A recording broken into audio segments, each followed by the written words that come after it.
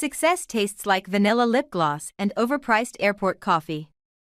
I'm riding that high, my presentation deck still hot in my laptop bag. The deal I just closed worth more than Jake makes in 2 years.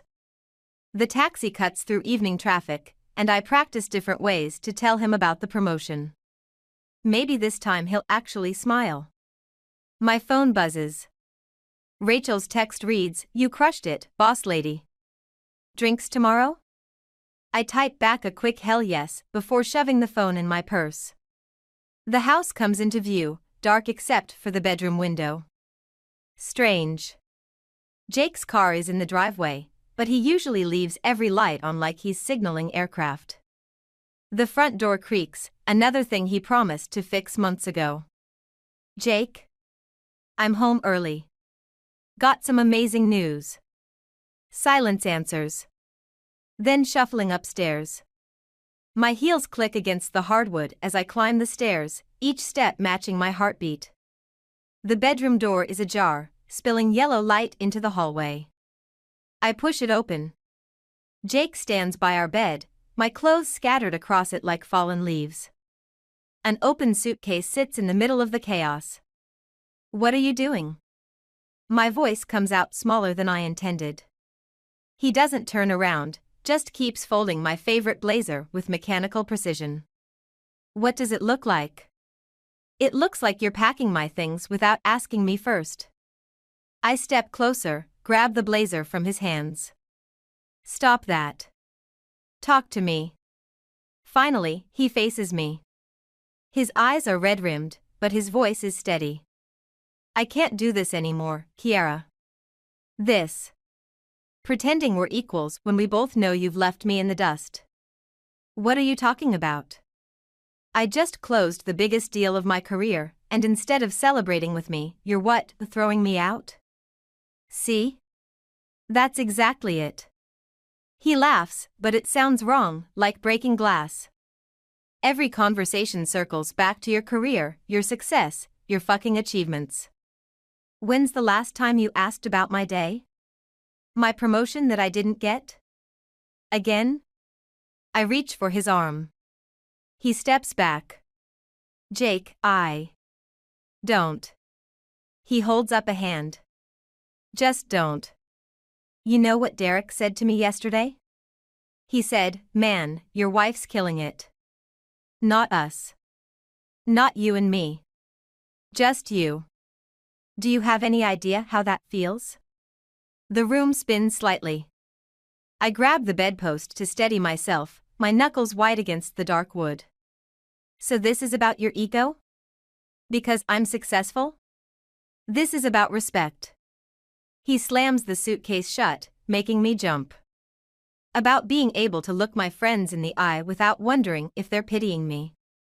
About not feeling like a fucking failure in my own home. "I never made you feel that way. You didn't have to." His voice drops to a whisper.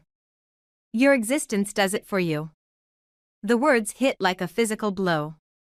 I sink onto the edge of the bed, crushing something underneath me. Pulling it out, I recognize the pregnancy test I took this morning. Positive. The one I was going to surprise him with after sharing my promotion news. Jake follows my gaze, sees what I'm holding. For a moment, his face crumples. Then it hardens again, like cement setting. "Perfect timing," he says, each word dripping with venom. "Now you can be the breadwinner and the mother. The complete package. Who needs me at all?" I stand up, my legs shaking but my voice steady. "You're right. Who needs you?" The test falls from my hand, clattering on the floor between us like a gauntlet thrown. Neither of us moves to pick it up. "I'll be at my mother's," I say, grabbing my purse. "Send my things there." "And Jake? Congratulations. You just made the biggest mistake of your life." I walk out, leaving him standing in a graveyard of designer suits and shattered dreams. My hands don't shake until I'm in the taxi, watching our house disappear in the rearview mirror. Only then do I allow myself to smile, thinking about all the ways I'm going to make him regret this moment. 3 months into the pregnancy, and my mother's guest room feels more like home than the house Jake and I built together. The morning sickness has finally eased, leaving room for a different kind of nausea, the kind that comes from watching your husband pretend everything's fine on social media while he's busy erasing you from his life.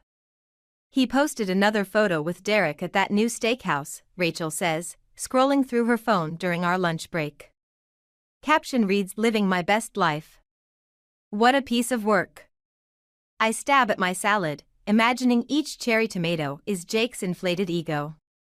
Let him play happy bachelor. We both know he's dying inside. Speaking of dying, Rachel lowers her voice. The board approved your proposal for the Asian market expansion. Jake's company was counting on that contract. The lettuce suddenly tastes sweeter. You're sure? 100%. Derek let it slip to marketing that Jake's team had already started hiring people for the project. Now they'll have to let them go.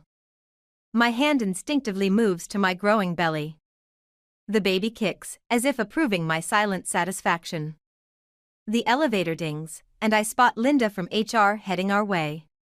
She's wearing that expression that means trouble, the one that makes her look like she's sucking on a lemon. "Kiara, do you have a moment?" Her voice carries across the break room. "It's about your maternity leave paperwork." In her office, Linda slides a form across her desk. "Jake called. He's requesting to be removed as your emergency contact and insurance beneficiary." The paper blurs before my eyes. "He what?" I know this is delicate. But given your situation, we need to update your file. And she hesitates. "He mentioned you might be leaving the company soon?" My laugh comes out sharp enough to cut glass. "Did he now?" He seemed quite certain about it. "Said you'd discussed focusing on family full-time." I leaned forward, both hands flat on her desk. "Linda, let me be crystal clear. The only thing I'm leaving is my marriage. This company, my career, that's not negotiable." That evening, I find my mother in her garden, attacking weeds with the same intensity I'd shown that salad. She looks up when my shadow falls across her work. "Jake called here too," she says, not bothering with hello. "Wanted to know if you'd come to your senses yet." "And?" I told him the only sense you've come to is the good kind. She sits back on her heels, studying my face. "He's scared, you know. Men like that, when they lose control. They lash out," I finish. "Try to take whatever power they can grab." "Exactly." She pulls off her gardening gloves. "Which is why you need to be smarter. Stronger. More calculated than he is." My phone buzzes, a text from Jake, "We need to talk about the house. And the baby. Stop avoiding me." "I'm not avoiding anything," I mutter, typing back, "Lawyer." Everything goes through the lawyer. "He's at the door," my mother says suddenly, peering through the kitchen window. Speaking of avoiding. I hear his knock, then his voice, "Kiara. I know you're in there. We have to discuss this like adults." My mother moves to answer, but I catch her arm. "No. Let him stand there. Let him feel what it's like to be shut out." We sit in the darkened kitchen, listening to his increasingly aggressive knocks. Finally, his voice cracks, "Please. I made a mistake. I can't stand feeling this way." The baby kicks again, harder this time. I press my hand against the spot, remembering how he couldn't even look at the pregnancy test that night. "That's the thing about mistakes, Jake," I whisper, though he can't hear me through the door. "They have consequences." His footsteps eventually fade. My mother switches on the light, her face a mix of pride and concern. "You're not just protecting yourself anymore," she says, nodding at my belly. "No," I agree, already planning my next move. "I'm protecting both of us. And I'm going to make sure he never forgets that." Through the window, I watch his car disappear into the darkness, knowing tomorrow will bring another battle. But this time, I'm ready. This time, I'm not the one who'll end up losing everything. The coffee shop across from Jake's office wasn't my usual scene, but it offered the perfect vantage point. I'd been sitting here for an hour, watching Derek's familiar figure pace outside, phone pressed to his ear. The conversation seemed heated, even from this distance. My own phone buzzed, Rachel's daily check-in. "You sure about this? Spying isn't exactly your style." I typed back, "Not spying. Gathering intelligence." The baby shifted restlessly, as if sensing my tension. At 6 months, she was becoming quite the accomplice in my surveillance missions. I rubbed my belly, whispering, "Just a little longer, sweetheart." Derek finally ended his call and headed inside. I pulled my baseball cap lower, angling my laptop screen to hide my face. He ordered, then slumped into a booth behind me. "Jake, man, you need to get it together." Another call. The board's asking questions about the project delays. "Yeah, I know it's her fault, but you can't keep telling people she sabotaged it. It looks desperate." My fingers tightened around my cup. Sabotage? That was new. "Listen," Derek continued, his voice dropping. "People are starting to talk. They're saying you're obsessed, that you're letting your personal shit affect your judgment. The Asian market deal? That wasn't her fault. We lost it fair and square." A pause. Then, "No, I'm not taking her side. I'm trying to save your ass before you get fired. You really think telling everyone your pregnant wife stole your clients is a good look?" My hand shook as I reached for my phone, opening the voice recorder app. This was better than I'd hoped. "The drinking has to stop too," Derek added. "Coming to work hungover, missing meetings. Jesus, Jake, you're doing her work for her. She doesn't need revenge when you're self-destructing this spectacularly." I almost felt sorry for Derek. Almost. But he'd enabled Jake's behavior for months, playing the sympathetic friend while watching him spiral. The chair behind me scraped as Derek stood. "Fine. Don't listen. But when everything falls apart, remember I warned you."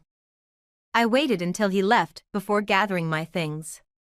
Outside, the autumn air carried the scent of wood smoke and possibilities. My lawyer would be very interested in this recording. Back at my mother's, I found her in the kitchen with an unexpected visitor. Rachel sat at the counter, clutching a manila envelope. "What's wrong?" I asked, noting their expressions. Rachel slid the envelope toward me. "HR forwarded this to my desk by mistake. It's an email chain between Jake and your company's biggest competitors. He's been trying to warn them away from working with you." My hands trembled as I read. Phrases jumped out: unstable behavior, professional concerns, liability risks. Each word was carefully chosen to cast doubt. To poison potential clients against me without making direct accusations. "He's trying to destroy my career," I whispered. All while playing victim at his own company. My mother's face hardened. "He's trying to make you dependent. Vulnerable. Classic abuser tactics." "No," I said, straightening. "He's giving me exactly what I need. Proof." I pulled out my phone, playing Derek's recorded conversation. Rachel's eyes widened. "Holy shit," she breathed. "With this and the emails? We can prove harassment," I finished. "Professional sabotage. And when the baby comes, he won't have a leg to stand on," my mother concluded, a fierce pride in her voice. My phone lit up with Jake's number. For the first time in weeks, I answered. "Missing me?" I kept my voice honey sweet. "Kiara, please." He sounded desperate. "I need you to call off whatever you're doing. My job. Everything's falling apart." Funny how that happens when you try to destroy someone else's life. I never Save it for the lawyers, Jake. And maybe next time, don't put your sabotage attempts in writing. The silence on his end was deafening. Finally, he whispered, "You knew?" "I know everything." I ended the call, feeling the baby kick approvingly. And this is just the beginning. Rachel and my mother exchanged looks. They knew that tone, the one that meant I wasn't just fighting back anymore. I was going for the kill. The pregnancy books never mentioned how revenge could make morning sickness worse. 7 months along, and I'm bent over my mother's toilet, heaving up bile and regret after reading Jake's latest email to my clients. Each word a carefully crafted poison, designed to make me look unstable, unreliable, unworthy of their trust. My phone vibrates against the tile floor. Rachel's text reads, "Board meeting in 30. They're discussing your accounts. Jake's brother-in-law is making waves." Of course. I'd forgotten about Michael on the board. Family loyalty runs deep, especially when there's money involved. The doorbell rings as I'm rinsing my mouth. Through the bathroom window, I spot Derek's car in the driveway. My mother's voice drifts up the stairs, polite but steel-edged. "She's not receiving visitors." "Please," Derek's voice cracks. 5 minutes. "It's about Jake." I crack the door open, catching their conversation. He's drinking at work now. Keeping a bottle in his desk. Yesterday he screamed at an intern until she cried, all because she mentioned Kiara's marketing campaign. "That sounds like Jake's problem," my mother says. "He's going to lose everything. The company's building a case for termination." I thought. Maybe if Kiara talked to him. I step into view, one hand cradling my belly. "So I can save him? Again? Like I've been doing our entire marriage?" Derek startles, taking in my appearance. "Jesus, Kiara. You look pregnant? Exhausted? Like someone whose husband is trying to destroy her career while drinking himself into oblivion?" He has the decency to look ashamed. He's sick. He needs help. And I need to protect my daughter. I descend the stairs slowly, deliberately. "Did you know he's been contacting my clients? Spreading rumors about my mental state? Using his brother-in-law to undermine me at board meetings?" Derek pales. "That's not. He wouldn't." I pull out my phone, playing the recording from the coffee shop. His own voice fills the room, confirming Jake's spiral. Then I show him the emails. "Still want to defend him?" "I came here to help," he whispers. "No. You came here to ease your guilt. You watched him self-destruct for months. Helped him hide it. Now that there are consequences, you want me to clean up his mess?" The baby kicks hard, making me wince. Derek reaches out instinctively, then pulls back when my mother steps between us. "I have proof of everything," I continue. The harassment, the sabotage, the drinking. One call to HR and his career is over. "Is that what you want?" "What do you want?" he counters. The question hits harder than expected. What do I want? Revenge? Justice? Peace? My phone buzzes again. "Rachel, board voted. They're freezing your accounts pending investigation into concerns raised about your stability." The room tilts slightly. My mother grabs my arm, steadying me. "I want him to feel what I'm feeling right now," I say finally. The helplessness. The betrayal. The knowledge that someone you trusted is systematically destroying everything you've built. "He'll lose everything," Derek pleads. Good. I meet his gaze. Because that's exactly what he deserves. After Derek leaves, my mother helps me to the couch. "You're shaking." "I'm angry." I press my hands against my belly, feeling my daughter's movements. "He's forcing my hand. If I don't act now, I'll lose everything I've worked for. My clients, my reputation. Your revenge is becoming an obsession, she observes quietly. Just like his insecurity did. The words sting because they're true. I'm becoming what I hate, letting Jake's actions control my choices even now. My phone lights up with Jake's number. Instead of ignoring it, I answer. Congratulations, I say before he can speak. You've finally gotten what you wanted. I'm taking my maternity leave early. Effective immediately. His breath catches. Kiara.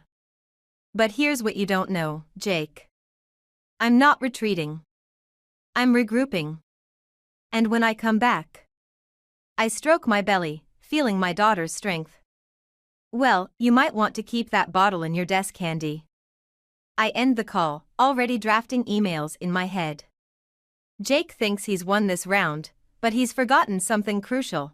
I've always played the long game better than him. And I'm just getting started. Labor pains feel a lot like revenge, sharp, purposeful, and ultimately worth the agony. I grip the hospital bed rails, timing my breaths between contractions, while Rachel reads from her phone. Jake's company announced major layoffs this morning. His department was hit hardest. She pauses. Derek says he cleared out his office yesterday. Another contraction hits. I focus on the pain, letting it fuel me. Good timing. The lawsuit papers will find him at home. Kiara, my mother warns from her chair. Maybe wait until after. No. I force myself to sit up straighter. The papers go out today. I want him served while I'm bringing his daughter into the world, the daughter he pretended didn't exist when he tried to destroy me. The nurse enters, checking monitors. Blood pressure's elevated. Try to stay calm. Calm? I want to laugh. I've spent months gathering evidence, building my case, watching Jake self-destruct while he thought I was hiding. Now, as my body prepares to deliver new life, my lawyers are delivering the final blow to his career. Rachel's phone buzzes. Derek again. Says Jake's not handling the layoff well. He's threatening to come here. He can try. My mother moves to the door, as if preparing to guard it personally. Security has his photo. Another contraction rips through me, stronger this time. The nurse frowns at the monitor. Baby's showing signs of distress. We need to get your pressure down. My phone lights up, Jake's number. Before anyone can stop me, I answer. Enjoying unemployment? My voice sounds strangled, even to me. You did this. His words slur slightly. Somehow, you orchestrated all of it. The client losses, the internal investigation, everything. You did it to yourself. I grip the rail harder as pain builds again. I just made sure everyone saw who you really are. I'm coming to the hospital. You can't keep my daughter from me. Watch me. The contraction peaks, and I can't hide my gasp. Are you in labor? His voice shifts, showing the first real emotion I've heard in months. Kiara, please. Let me be there. The monitor's beeping increases. The nurse moves quickly, adjusting equipment. Baby's heart rate is dropping. We need to prep for emergency C-section. My mother takes the phone. Jake, listen carefully. If you come here, I'll have you arrested. This is what you chose when you tried to destroy my daughter's life. Live with it. She ends the call as medical staff swarm the room. Through the chaos, I hear Rachel reading a text. Jake's brother-in-law just resigned from the board. Says he can't defend his actions anymore. I smile through the pain. Perfect timing. BP still rising, someone says. We need to move now. As they wheel me towards surgery, my mother squeezes my hand. Let it go, sweetheart. Focus on your daughter. But I can't. Even as they prep me for surgery, I'm calculating next moves. The lawsuit. The evidence against Jake's brother-in-law. The board members who'll face ethics investigations. The anesthesiologist leans over. Count backward from 10. 9. I think about Jake sitting alone in our empty house, career in ruins. 8. Rachel will ensure every potential employer knows about his drinking, his harassment. 7. My daughter will never know the man who chose pride over family. 6. The monitor's frantic beeping matches my racing thoughts. 5. My mother's worried face appears above me. 4. Your revenge won't keep her safe, she whispers. 3. But it will make sure Jake can never hurt us again. 2. The ceiling blurs. 1. As consciousness fades, I realize I'm crying. Not from pain or fear, but because part of me knows my mother's right. I'm giving birth to my daughter with hatred in my heart instead of joy. The last thing I hear is the doctor's voice, pressure's still climbing. We need to. Then darkness, and a final thought, what if winning this war costs me more than I'm willing to pay?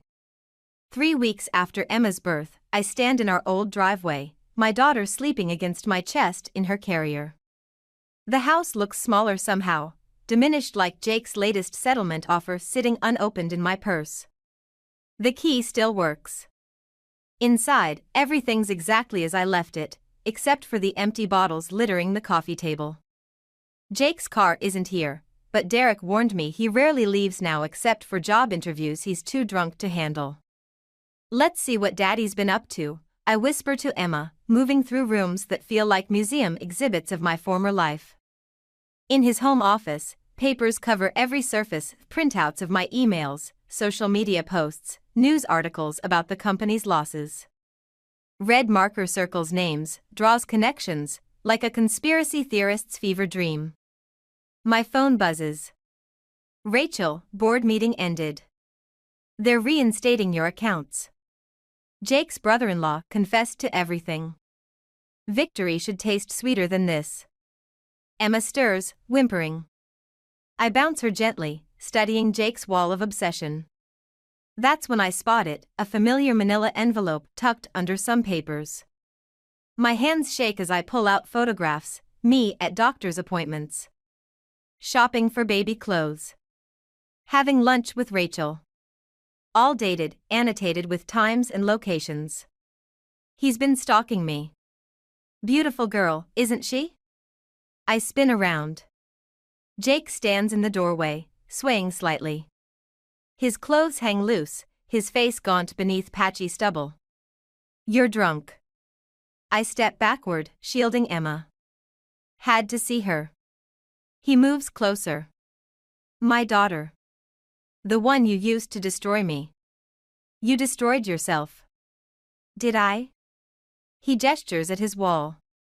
Or did you orchestrate everything? The client losses, the complaints, the investigation. You turned everyone against me. You did that when you chose your pride over your family. Emma starts crying. Jake flinches at the sound. Family? He laughs bitterly. You took that too. But I've been watching, Kiara. Learning your routines. Waiting. My back hits the desk. The photos scatter across the floor like fallen leaves. You need help, Jake. I need my life back. His shout makes Emma wail louder. Everything I had, my career, my reputation, my home, gone because you couldn't handle not being in control. Handle not being in control?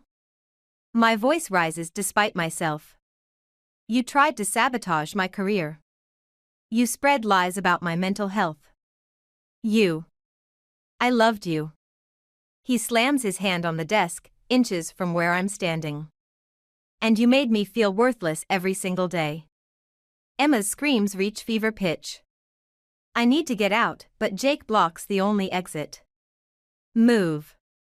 No. His eyes fix on Emma. She's mine too. You can't keep taking things from me. He reaches for the carrier. I react instinctively, shoving him hard. He stumbles, catching himself against the doorframe. Don't you dare touch her. Or what? His smile is all wrong. You'll destroy me again? Too late, Kiara. You already did that. Now we're even. Footsteps thunder up the stairs. Derek appears behind Jake, Rachel close behind. Jesus Christ, Jake. Derek grabs his arm. What are you doing? Following my wife. Like she followed me. Watched me. Ruined me. Rachel edges past them, reaching for me. Come on. We're leaving. No one's leaving. Jake tries to shake off Derek's grip. Not until.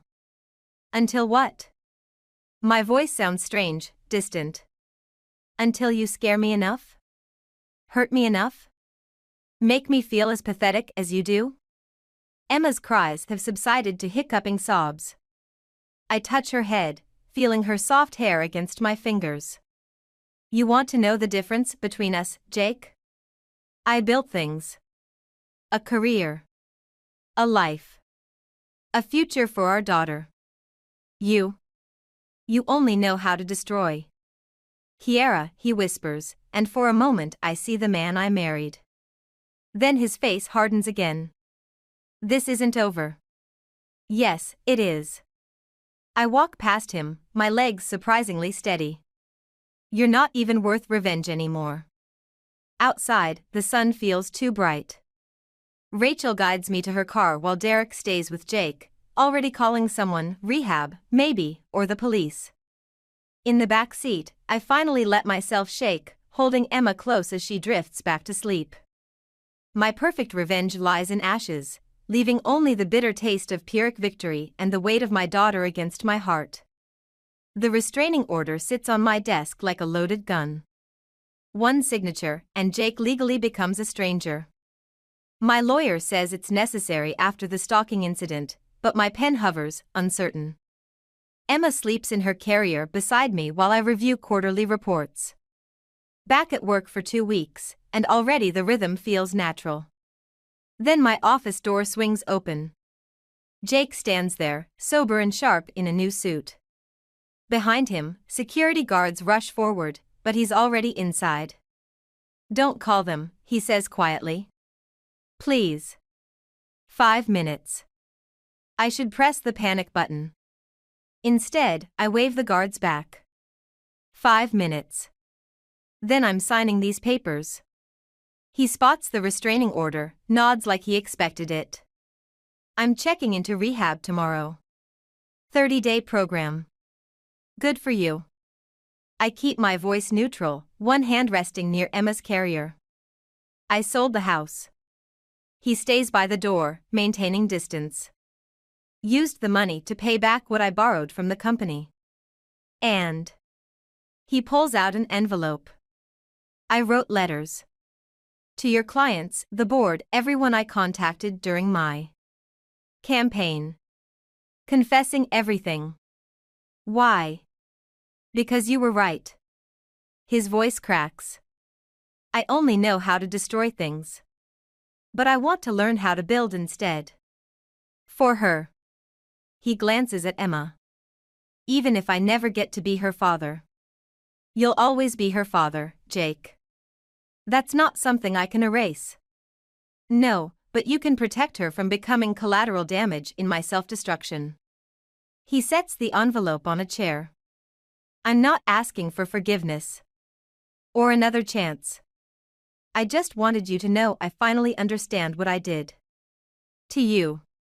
To us. Emma stirs, making tiny sleep noises. Jake's face crumples for a moment before he rebuilds his composure. Derek showed me the photos, I say. The ones you took while stalking me. I know. That's why I'm here.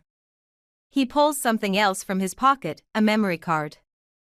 Every photo, every note, everything I collected during that time. Destroy it. I don't want to be that person anymore. My phone buzzes, Rachel texting that security is ready to intervene. I ignore it. You know what the worst part was? I stand, needing to move. Not the sabotage or the lies. It was watching you choose your pride over our daughter. Over and over. I chose fear, he corrects. Fear of being overshadowed. Of being irrelevant. Of not being enough. He laughs softly. Turns out, those fears were self-fulfilling prophecies. And now? Now I'm afraid of something worse, that Emma will grow up knowing her father was a coward who tried to destroy her mother rather than face his own inadequacies. I look at the restraining order, then at Emma, then at Jake, this stranger wearing my husband's face, speaking truths instead of accusations. Your 5 minutes are up. He nods, turning to leave. Then stops. The company offered me my job back. After rehab. I turned it down. Why? Because sometimes. He meets my eyes for the first time. Sometimes you have to lose everything to understand what you should have valued in the first place. The memory card sits on my desk where he left it. Next to it, the restraining order waits for my signature. Tools of destruction and protection, revenge and redemption. Jake. He pauses at the door. When you finish rehab. If you're serious about building things. I touch Emma's cheek. She'll need a father who knows how to do that. I don't deserve. This isn't about what you deserve. It's about what she deserves. I pick up the restraining order. I'll hold on to this. As insurance. But I won't file it. Yet. He nods, understanding the weight of this small mercy. Thank you. After he leaves, I open my desk drawer, dropping the memory card inside. Evidence of who we were, preserved but not defining who we might become. Emma wakes, demanding attention. As I lift her, my revenge fantasy finally crumbles completely, replaced by something harder but more necessary, the slow, careful work of building a future from the ashes of our past. The unsigned restraining order sits in my bottom drawer like a loaded gun I never fired. Emma plays on the office floor, stacking wooden blocks while I review quarterly projections. Her dark hair falls in her eyes, Jake's eyes, as she concentrates on her tower. My phone buzzes. Derek's text reads, Jake completed the program. Asked me to tell you. I set the phone down, watching Emma knock over her creation with a delighted squeal. She's already rebuilding, placing each block with careful determination. Rachel appears in my doorway, holding a familiar manila envelope. This came for you. Hand-delivered. Inside, I find a single sheet of paper, Jake's resignation letter from his new job in Seattle. At the bottom, he's written, some distances aren't measured in miles. You okay? Rachel asks. Better than okay. I file the letter with the restraining order. I'm done measuring distances. The intercom buzzes. Miss Thompson? Your 3 o'clock is here. Send them in. I scoop Emma up, settling her on my hip. Ready to meet Mommy's new client? She babbles something that might be client or might be climb. These days, everything's a mountain to scale. The door opens. Jake stands there, clean-shaven in a charcoal suit, holding a presentation folder. Thompson Consulting, he says quietly. Independent contractor. If you'll have me. Emma reaches for him instinctively. I don't stop her. The Seattle job. I begin. Wasn't what I needed to build. He accepts Emma's weight, professional demeanor cracking as she pats his face. I had a good teacher about rebuilding things. I gesture to the visitor's chair, noting how he arranges Emma on his lap, protecting her from the edge of my desk. Some instincts run deeper than our mistakes. Why consulting? Because I finally learned what you knew all along, success isn't about power. It's about creating something sustainable. He opens his folder. I've got references. A business plan. Even some potential clients who need help restructuring there? Stop. I hold up a hand. This isn't a job interview. His face falls, but he nods. I understand. I just thought. It's a partnership negotiation. I pull out a contract draft I'd prepared weeks ago, watching his expression shift. 60-40 split. Separate accounts. Clear boundaries. You knew I'd come back. I knew you'd either rebuild or self-destruct. The choice was always yours. Emma squirms off his lap, returning to her blocks. We both watch as she starts a new tower, this one more ambitious than the last. I can't undo what I did, Jake says. No. But you can build something new. If you're ready to do the work. He studies the contract, then looks at our daughter. Some things are worth building slowly. I think about revenge, about justice, about the fine line between protecting what matters and destroying what threatens us. The unsigned restraining order whispers from its drawer, but its voice grows fainter each day. Sign it, I say, pushing the contract forward. Not because you deserve it. But because Emma deserves to see that broken things can be rebuilt. Better. Stronger. Different. As Jake reaches for the pen, Emma's tower collapses again. Instead of crying, she laughs, already gathering blocks for another attempt. Like mother, like daughter, Jake murmurs. No, I correct him, watching Emma work. Like herself. That's all she needs to be. He signs the contract, his hand steady. Outside my office, Rachel gives me a questioning look through the glass. I nod, just once. She smiles and turns away, carrying my unspoken message. Sometimes revenge isn't about destroying your enemies. Sometimes it's about building something they can't tear down. Emma holds up a block, offering it to both of us. In her small hands, it looks less like a weapon and more like a foundation stone. Jake and I reach for it together, our fingers brushing briefly as we help our daughter start again. Not with forgiveness, that's still a distant shore. But with something more essential, the understanding that some things are worth building, even from the ashes of what we burned.